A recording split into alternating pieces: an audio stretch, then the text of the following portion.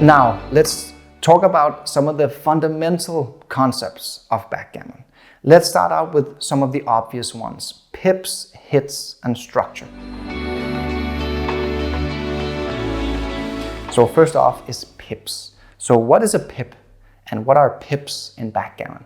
Well, a pip is basically the move unit of the game. So if you roll a 6-1 in the opening, you move one checker 1, 2, 3, 4, 5, 6 pips, and then another checker 1 pip. You could also move the same, but that would be a bad move.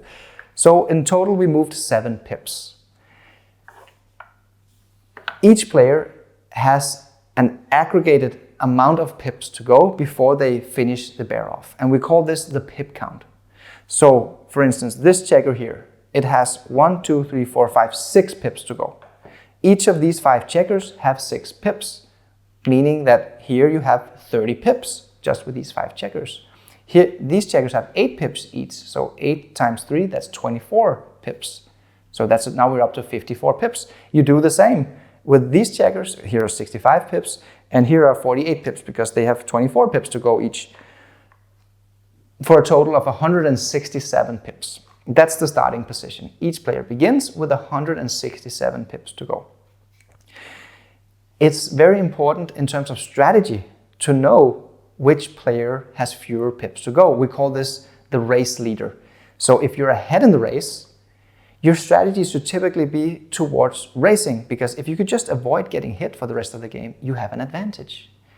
Vice versa, the player trailing in the race should not try to break contact and just race. He should try to stay back, maximize contact, build a prime to prevent the opponent from running out. So the pip count is really important in terms of applying the right strategy in the game. Next up, we have hits. So what is a hit? Well, a hit in backgammon is if I come here and, let me say I run all the way with 6-4, and now you roll 2-3, and you play the 2 here, you hit a lone checker, because that's what the rule says, right? When you have a lone checker, you can get hit. You hit, put your opponent on the bar, and now your opponent has to start all over again. He has to come in your home board before he can start moving any other checkers. Hitting is typically the single best thing you can do in backgammon. So given a range of alternatives, you usually prefer the hitting one, because hitting is just awesome. It does so many good things. You steal pips from your opponent, because now your opponent has to start all over, which means his pip count is going to go up. You steal half of his roll, or at least half of his roll, because he has to come in before he can start moving any other pieces. And also, you send one more man back. So you increase his number of back checkers by one extra checker. So all in all, hitting is just great, especially hits in the outfield that gain a lot of pips.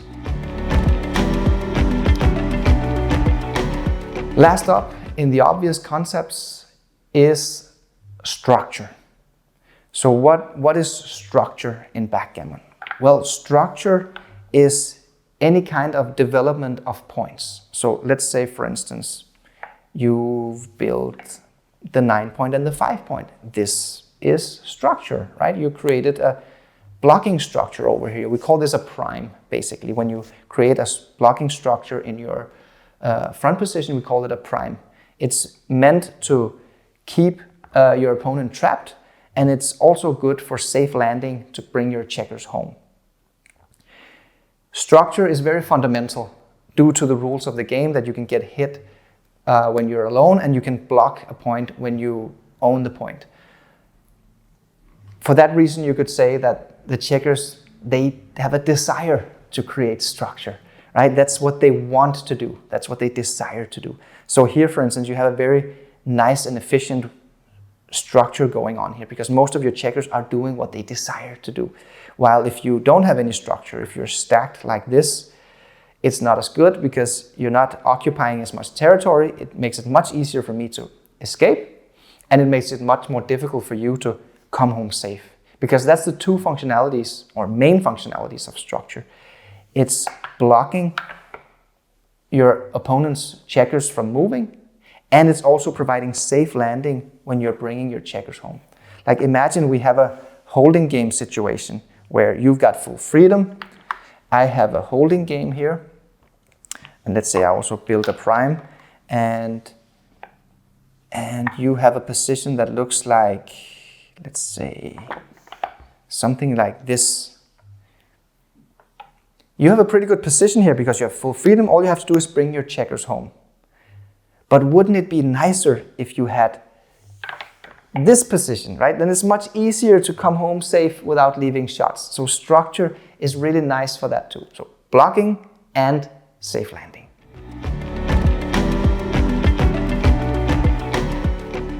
Now let's move on to a couple of principles here that are not quite as obvious as the first three. And I would say these 4 principles we're going to talk about now are probably the most important strategic principles in the game. You can get a long way if you just constantly try to maximize these 4 principles.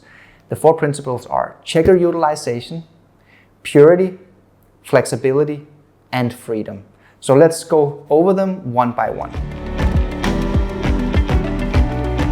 We begin with checker utilization. So what does that mean? Well, it's basically the degree to which you're utilizing your checkers. When we are beginning the opening game here, your checkers are not particularly well utilized. A well-utilized checker is a checker that does what it desires, namely to make a point. Now these 2 checkers are perfectly utilized. A way to describe it is that you can kind of think of each checker having like a video game with a vitality bar from 0 to 100%.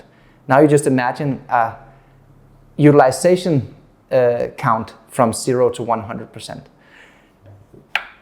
Of these 5 checkers, the first 2 checkers have a utilization of 100%. They are doing exactly what they want to be doing. The third checker is not at 100%, but it's still very useful because we need a spare checker on the 6 point to build new points. Let's say 90% utility. The fourth one is also rather useful because if you had 4 and you roll double 1, for instance, you want to be able to build, or if you use the first one to build, then you still have a spare on the 6 point. But again, we see a drop, right? It's not as valuable or as well utilized as the first spare checker here. So let's call it 80% or 75% or something like that. The fifth checker, here we have a significant drop off. It's almost useless. It's basically out of play.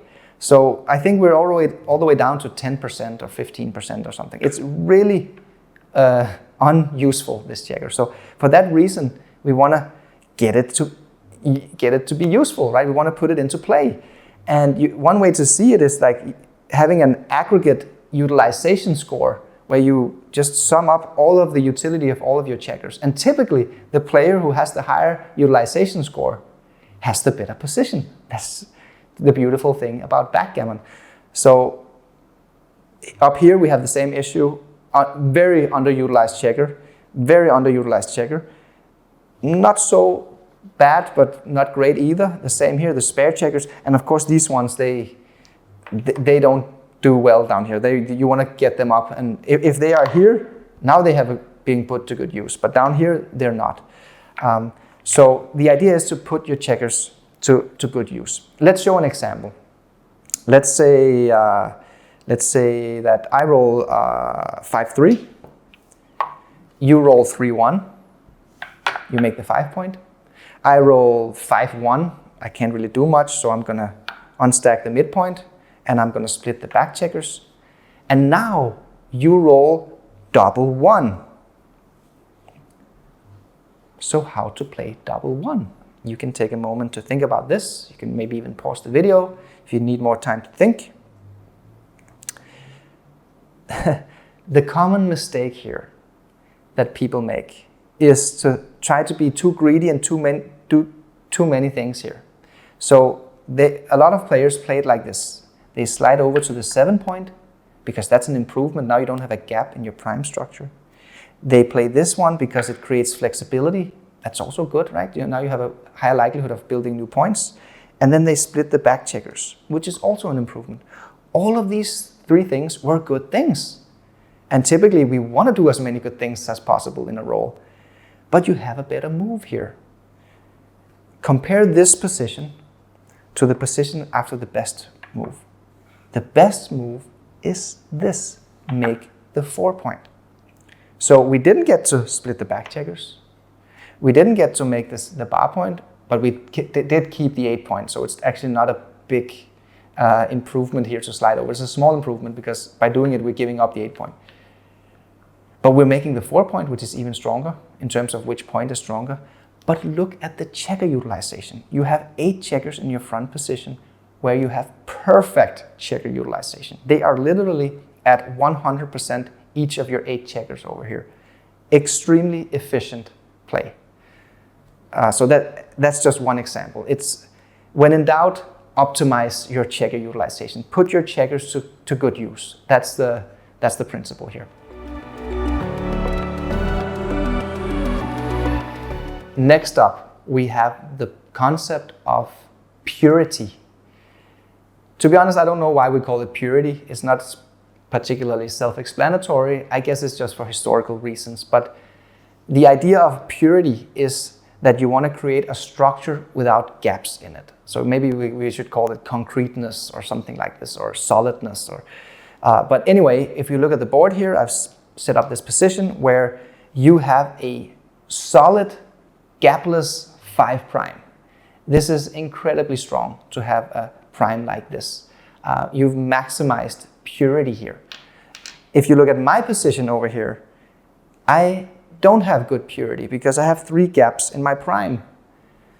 So why is that worse? Well, it makes it a lot easier for you to escape. You can roll a 2, 4, or 6. While I can't get out. I have to roll first 2 2s and then 2 6s. It takes forever for me to get out from this position, while you can get out in just a few rolls. So all else being equal, just like you desire to maximize checker utilization, you also desire to maximize purity, or to have as few gaps as possible.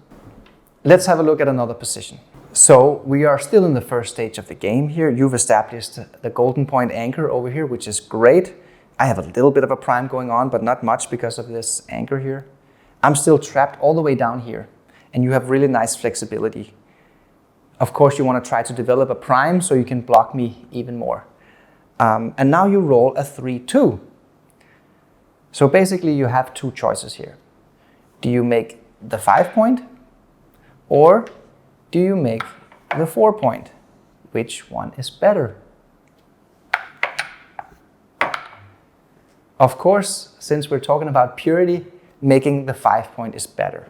Here you create a 4 prime with no gaps in it. It is true that your flexibility is slightly worse because here you only have spare checkers on the same point. But pure structure usually trumps flexibility. So the other play here where you make this move, here you would have a better distribution of spare checkers, but you have a gap in your structure. So the best play is to go the other way around and play it like this.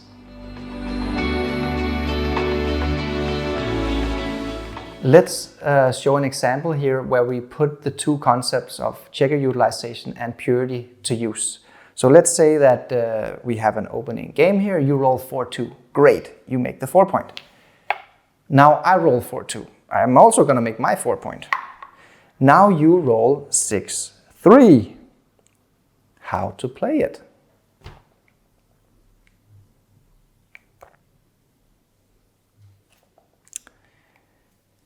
Well, the mistake here is to play like this, where you bring down the 6 and you put it up there with the 3. This is a mistake.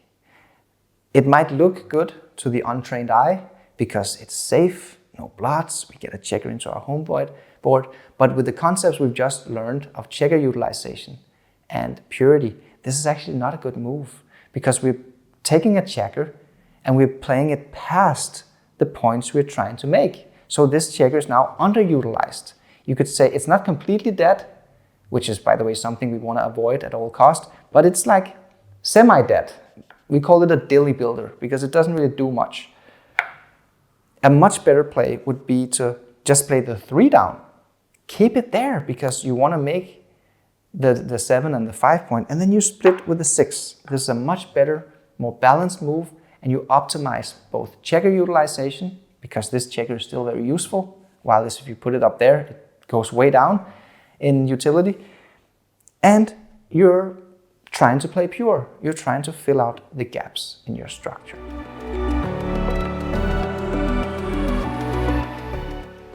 Next up, we have the concept of flexibility. Again, this is something that's very desirable. You're trying to maximize it on every turn. Flexibility means the likelihood of improving your position on the next turn. So for instance, let's take the opening roll example that we had from earlier with the 4-3. When you play 2 men down like this, you are optimizing your flexibility because it's going to be very likely that you are going to improve your position next turn. If you play it safe, like this, the rookie mistake, you are decreasing your flexibility, which means that it's unlikely that you will improve your position on the next turn. A flexible position is just a lot better than an inflexible position. So every time you have the chance, try to optimize flexibility, just like you are optimizing for purity and checker utilization.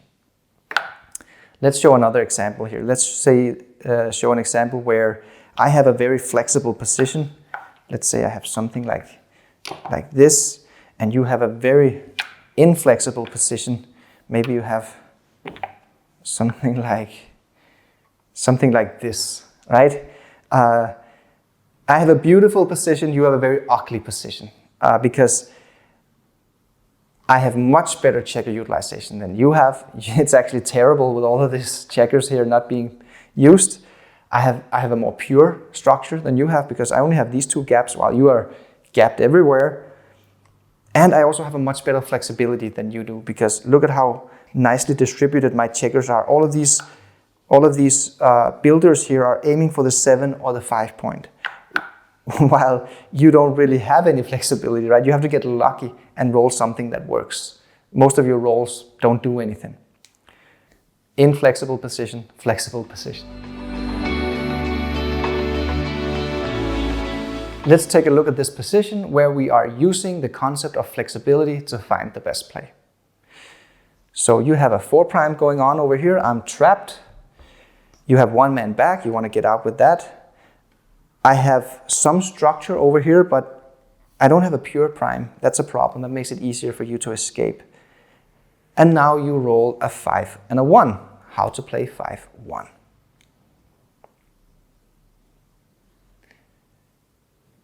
So first thing we can rule out is to do this play, right? Because that's just poor checker utilization.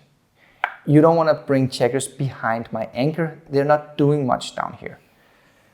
So the 5, given the fact that this one is blocked, and of course we don't want to break structure, this would be completely ridiculous, right? So the 5 is more or less forced by logic. We play the 5 down to the 8 point. Now the lazy blunder here is just to, when the play both dice at the same time. So you just take this and put it here. That's actually a blunder because you just missed out on a great opportunity to create flexibility. So if you just play the 5 first and then look for the best ace, well, this one is blocked. Which ace is better? Of course, it's the unstacking ace that creates a good checker distribution here. Increases your flexibility to make new points. That's the best play. The last of the fundamental concepts is the concept of freedom. Freedom means that your back checkers are not getting trapped. They are free, basically. And obtaining freedom is a great advantage because it just neutralizes your opponent's offense, basically. So let's have a look at this position here. As you can see, you have obtained full freedom. No back checkers in my front position, while I am still trapped over here behind your prime.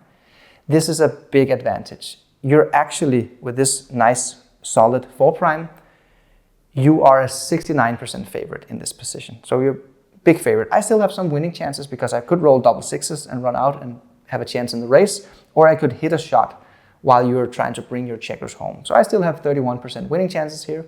It's not over yet, but you're a big favorite. Now, if we take 2 checkers and put them back on my 5 point, you're not even behind a prime here, but your winning chances just went down to 62%. So 7% less winning chances. You're not even getting primed so much, but just because you don't have full freedom, you have less winning chances. Then if we take them and put them all the way back here, now you have no freedom. Now you're actually an underdog. Now you're down to 44% winning chances. So as you can see, getting more freedom improves your winning chances, and because it neutralizes your opponent's offense and it makes it easier for you to bring your checkers home. We see the concept of freedom already in the opening roll, like for instance when you roll a 5-4 and you play the 5 down and then you split with a 4. Well, this 4 improves your freedom, right? Because you're fighting for freedom, you're trying to not get trapped. If you never move your back checkers, they will never get free. So early in the game, we're fighting for freedom. That's why we should often split with the back checkers as soon as possible. Let's look at another example. So now we have a position like this, where your biggest problem is that you don't have any freedom, right? You're getting trapped behind a 4 prime. You don't have a nice pure structure over here, but you do have one big advantage, and that is you're up 20 pips in the race before the move. So what do you think the right play is here? Well, if you set 13 to 10, that would be a big blunder. Your problem is the freedom. You're ahead in the race and you should fight for freedom, otherwise you get trapped and then you end up crunching and then you lose the game. So we definitely want to step up with the 2. That's mandatory. Now with the ace, if you do this, well, you don't have too much freedom because only this checker can jump out with a 6. So the best play is actually just go for it. Come all the way up. Now you can run with a 5 and a 6. And this is the point where you really want to anchor up as well to prevent further prime development of the opponent. So it's a very clear play here. You need to split the back checkers and fight for freedom so you don't get trapped, especially when you're ahead in the race. So the last 4 concepts of checker utilization, purity, flexibility, and freedom is what I consider to be the most fundamental principles of backgammon. If you simply just optimize for these 4 concepts on every single move, you will play very well. The reason is that backgammon is such a long-term game, so we want to put our checkers where we need them in the future. These are the 4 principles that tells us what is desirable. So we're always trying to optimize what is desirable.